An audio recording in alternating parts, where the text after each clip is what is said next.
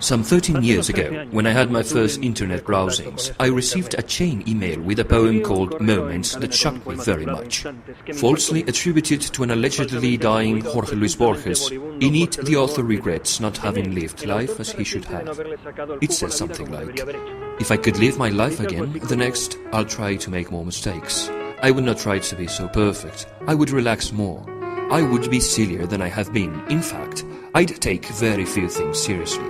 If I could live my life again, I'd begin to walk barefoot in the early spring and continue to do so until the end of the fall. I'd do more laps in carousel, I'd contemplate more dance and play more with the children, if I had again my life ahead." Ironically, I've never followed the teachings of this poem. However, this has become a leitmotif in my life, and constantly I have repeated myself that someday I would regret not having followed its advice, and may then be too late.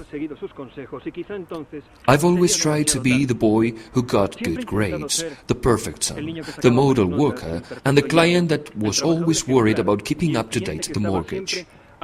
Unfortunately, since that hasn't led me to be happy, and that is what life is about, I am afraid I must announce to the world my rebellion. Out there is a life worth living, being beaten, being screwed.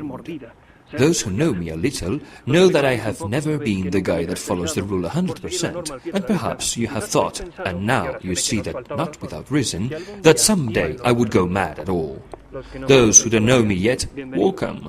You have come to me in a hell of a moment.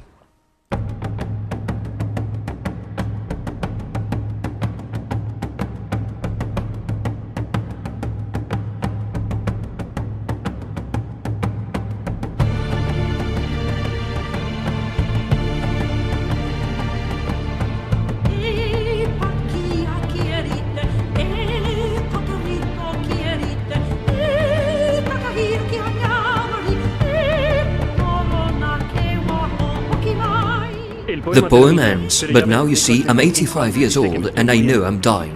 Imagine feeling at the end of your life that you haven't enjoyed it in full. Now that I can, I am going out for a spin.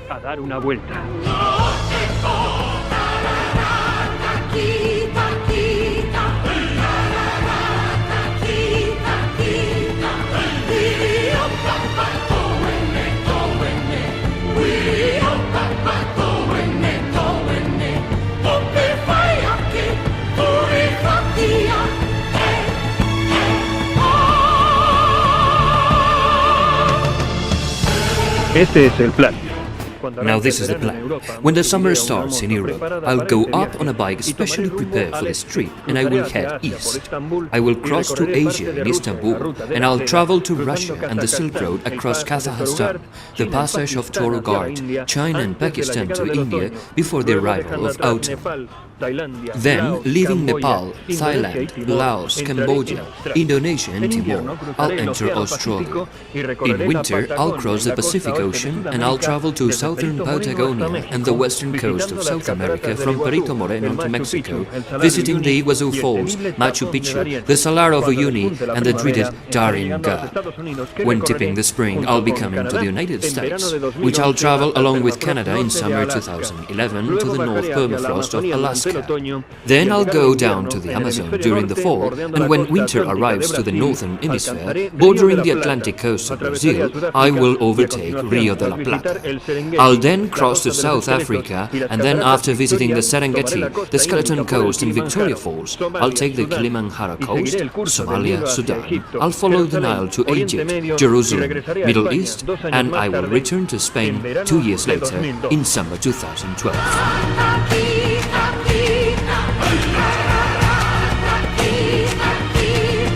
Todo ello podrá seguirse casi en All tiempo these may be real followed in near real time through the website Saliadarunavuelta.com, where I'll publish videos, posts and photo galleries if I can connect to the internet. I'll be on Twitter, Facebook, and you can follow updates via RSS, email and mobile phone. I invite you from now to subscribe to any of these channels so you won't miss even one of my steps. Dates have to be remembered. February 28th, I will quit my job to devote myself entirely to plan the trip. On April 26th, I'll do my first test ride for 1 week to see that everything works. On May 22nd, I'll say goodbye to everyone at noon in Dehesa de la Villa to celebrate together the departure. And in between, there is much to do. Prepare material, visas, mechanics lessons, the shots, self-defense. I look forward to see you throughout the whole process. Welcome, everyone, to my life's biggest adventure. Todo el proceso. Bienvenidos, bienvenidas a la mayor aventura de mi vida.